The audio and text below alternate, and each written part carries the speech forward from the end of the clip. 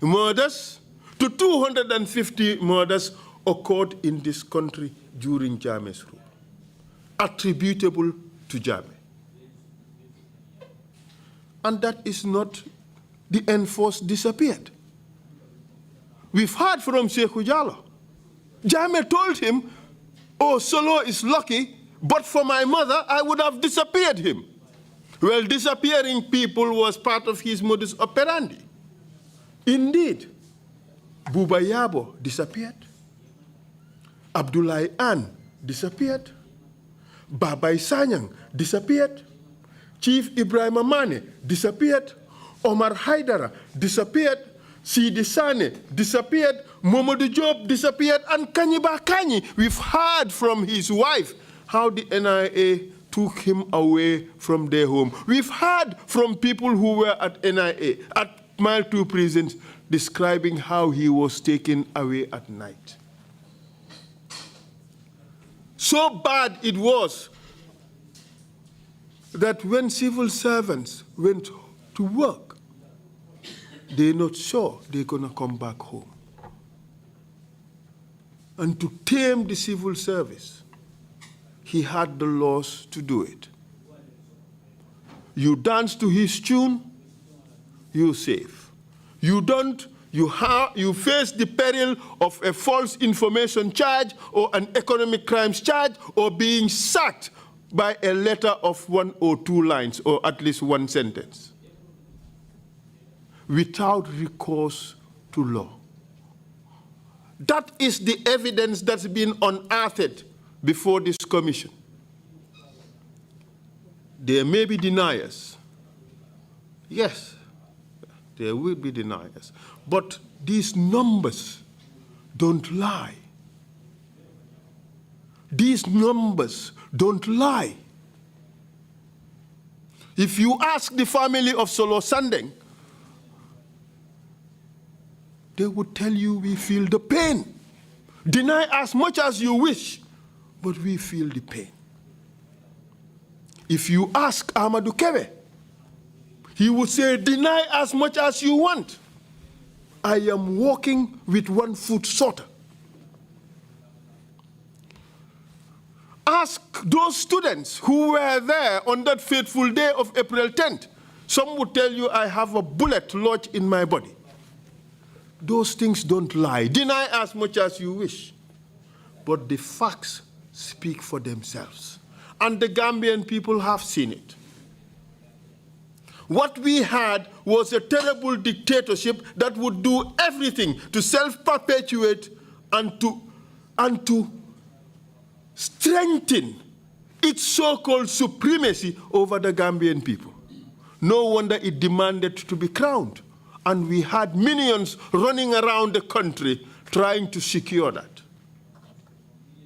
We have heard Yahya Jammeh saying that the meetings were held at his home. If the Gambian people were in strong at that point, we would have been having a monarchy now. The kingdom of, I don't want to say it, with James Junkung the first as our king. That is what was going to happen. And thanks to God, the Gambian people dug deep into their reservoir and said, no, no, no, it's not going to happen. But by this time, we had gone too far into a dictatorship. We have gone too far into self-perpetuation with 22 years. We have gone too far deep in corruption where the whole treasury and the central bank was an extension of the executive household. We have heard from Mr. Njai, who testified a few days ago, how his property was taken away from him in gangster style. Mr. Chair, all these things I'm saying tells me crimes against humanity, crimes against humanity, crimes against humanity. And the forum to deal with that is not only limited in Gambia. It could be Gambia, it could be Ghana, it could be West Africa, it could be somewhere in Africa, it could be the ICC. So no matter how people deny. No matter how one can control what may happen in Gambia, that same institution cannot control what happens outside or elsewhere. We have seen Hussein Habri. He's run away for 20-something years. He had to face the law. The other day I saw a publication with the Justice Dial pointing at Jammeh. Perhaps that is what needs to happen. Justice must happen. We all crave for reconciliation. And that is fundamental. That is absolutely important. We all crave for unity of the Gambian people because we are in one little boat. And all of us have to be our brother's keeper so that we can keep this little boat afloat. But that said, there must also be justice. There should be justice for the victims. There should be justice for us as a people because we are all scared, we are all traumatized as a people because of the dark chapter that happened to us. 22 years of brutality, 22 years of disrespect for the Gambian people. But we are the cause of it because we succumbed. We accepted it. We coached him through it. We guided him through it. We told him we would accept it. And no wonder when he threw water, even some of our imams would dive just to touch that water, because coming from him, it has spiritual value. Embarrassing situation. This is what I see Dr. Cisse asking whether that is true. Yes, indeed, it happened in this country.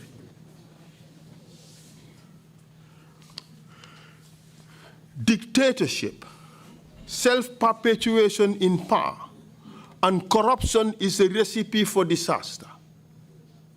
But in order to free ourselves from those shackles, we have to ensure that there is rule of law in this country and that we have strong democratic institutions. Otherwise, we are doomed. And this has to be the cornerstone of the recommendations of the TRRC. If never again is to be meaningful, it has to be anchored on rule of law. It has to be anchored on strong institutions. It has to be anchored on a disciplined society. I pray to God that we reform our attitudes and we show commitment to this little country called Gambia, that we have so much, as said by Mr. Carr, borrowed from our children. We have to be careful the Gambia we hand over to them. If we do not correct the ills of the past, we will be sowing seeds of disaster for the future. I leave it at that, Mr. Chair. I think we have made a good case. Even those who are in denial, if they search deep down, they would see that the truth has come out. And the truth is, Jammeh took us on a wild ride for his own self-aggrandizement. He has to pay the price. And those who enabled him also have to pay the price. Justice must be done. It must be seen to be done. Thank you, Mr. Chair. Thank you.